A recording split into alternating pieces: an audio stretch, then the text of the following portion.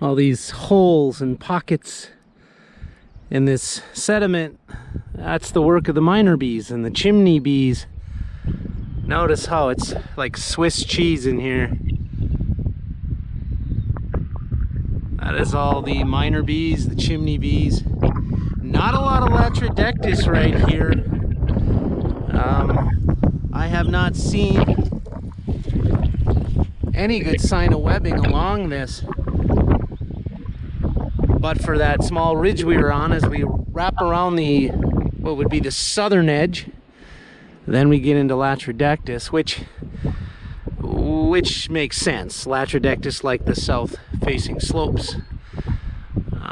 As you may know, for that thermal regulation in the wintertime, in the early spring, late fall. It's just amazing what the bees have done to this.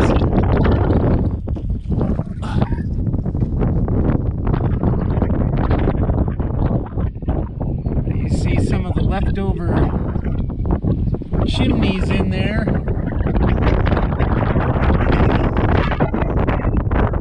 These little adobe chimneys that they make to burrow in.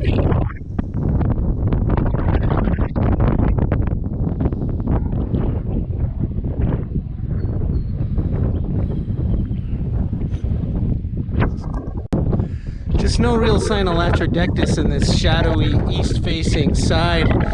But as we get around the bend here and we get onto this south-facing slope, that's our better odds for Latrodectus. Latrodectus hesperus, the western black widow, it's a cold hardy spider. Survived the winters, severe winters here in Montana. And so these south-facing slopes have, as I've told you before, are very important to their thermal regulation of their egg sacs, of their own warmth and their molting, development. South-facing slopes, just like rattlesnakes, are very important to their thermal regulation. Maybe I can check down here a little bit first before we head back this way here.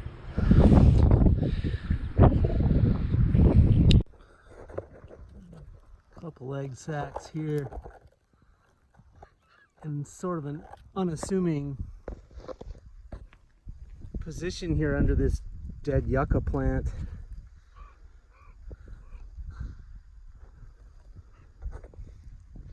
The south-facing little ridge here.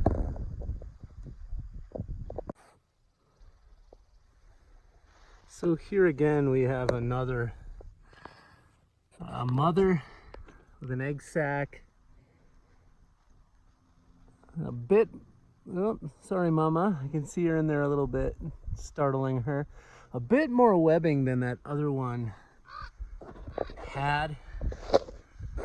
A little more infrastructure here. We do have some long anchor strands and some lattice work in there.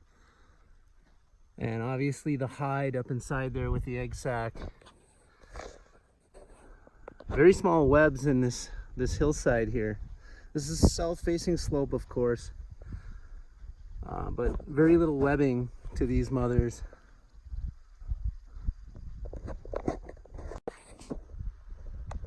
There she is.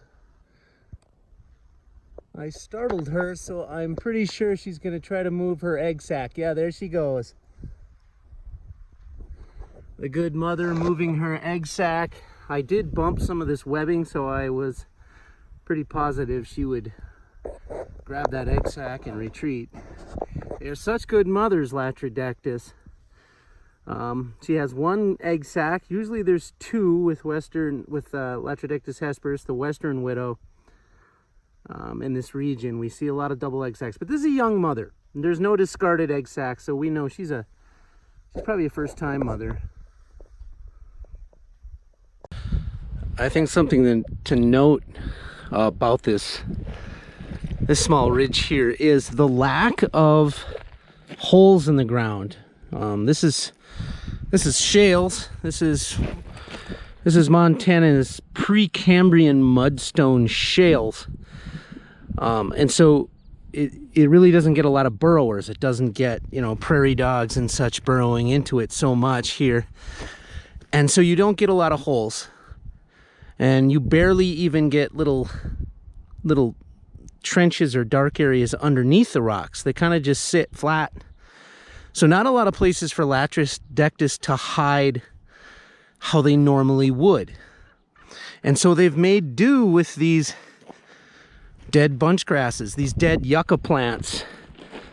And, ooh, I'm gonna fall down. Here's a web here.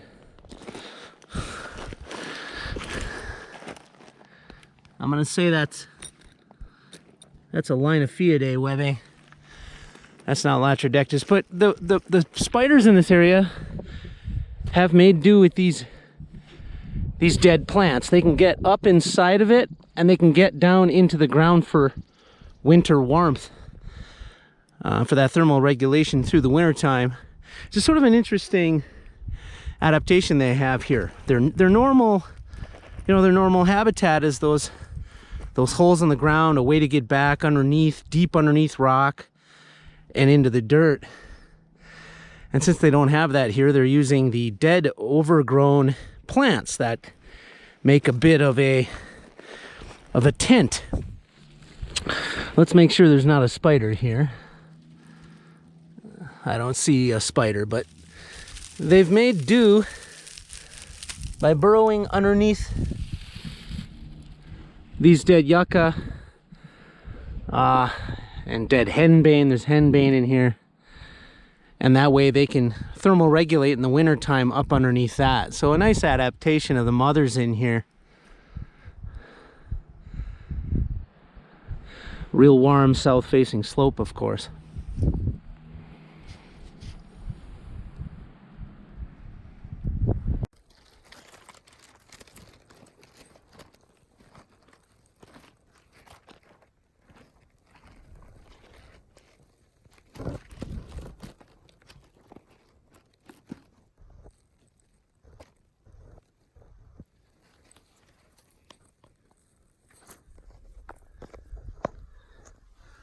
A little spider there, that is Gnaphosidae, that is a ground hunting spider.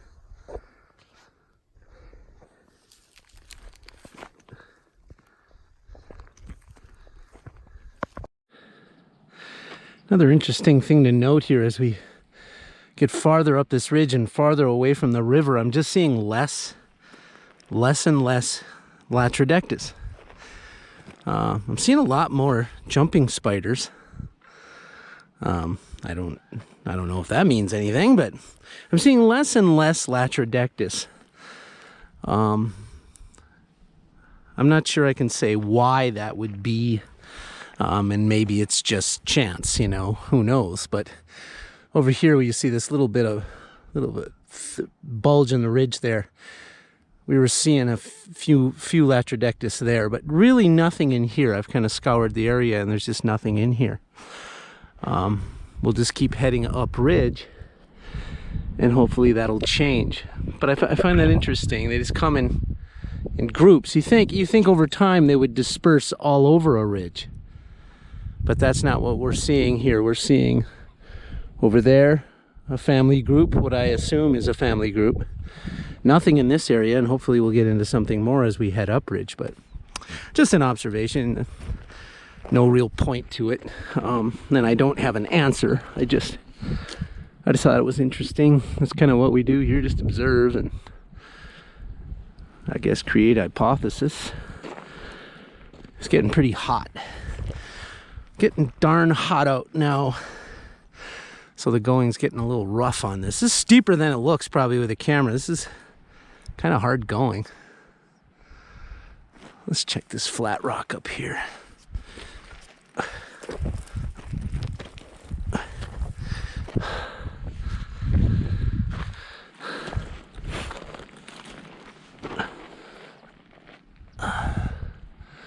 No, there's no webbing there.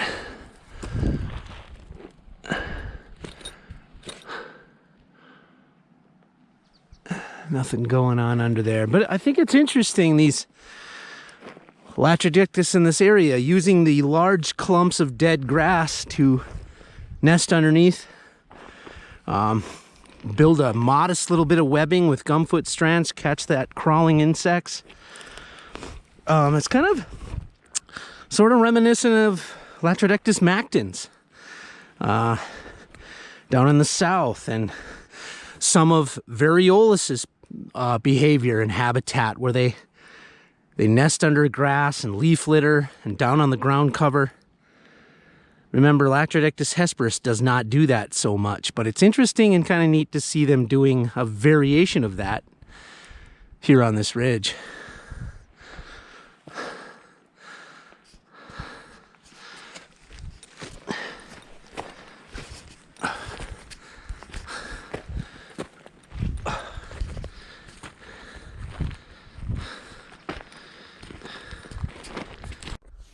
So we're quite a ways up here now. Here is a considerable amount of webbing. This is more in line of what we normally see with Latrodectus hesperus. Lots of lattice work, lots of long anchor strands, and they stretch all over through this old log. And lots of places to get down into ground level and get that warmth in the wintertime. Another interesting thing here is the antlion funnels. Notice the antlion funnels that we have beneath this Latrodectus web. Little larvae that live at the bottom of those funnels and catch ants as they slide into the funnel. But this is a large infrastructure here. That's normally what we see of Latrodectus hesperus.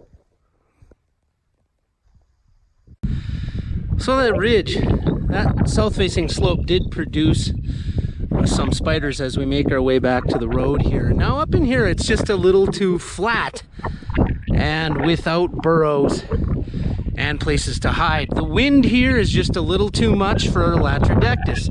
They like that slope because it protects them from that west and north wind. So the north wind and the west wind both are protected in that south-facing slope, and that's why the Latrodectus are there. And not only that, in the wintertime, or I should say the fall and the spring, that slope is very important. During the summertime now, as we look up, the sun is straight above us, and so that slope is not, the webs they make in that slope is not designed to get the direct summer sun. They want that morning sun. So that slope allows the zenith to be over here. That sun, when it's cooler, radiates on them and warms them up. And also the same in the spring and the fall. Remember, in the spring and the fall, we have a lower zenith of the sun. And so that lower high point is going to hit that directly. It makes a direct line to thermoregulate that slope, and that's why the Latrodectus are there. It gives them a jump on the spring and allows them to be more active in the late fall. During the summer here, we have the, of course, our sun is straight up. So we have that straight up zenith that just isn't important to Latrodectus. They don't care about the scorching midday sun radiating down on this. They care about early morning and to some degree late afternoon, getting that sun to radiate on that south-facing slope. So pretty interesting. Let's make our way back up to the truck here. So again, we have these slopes down in here and these coulees, and those south-facing slopes really scream to me for Latrodectus. You can see the dirt on those south-facing slopes. Now, if I go to a region and I want to map some spiders or see if there's Latrodectus in an area, those are the first places I'm going to go. I'm going to go to those south-facing slopes of dirt, because if they're in an area, that is the #1 place they're going to be.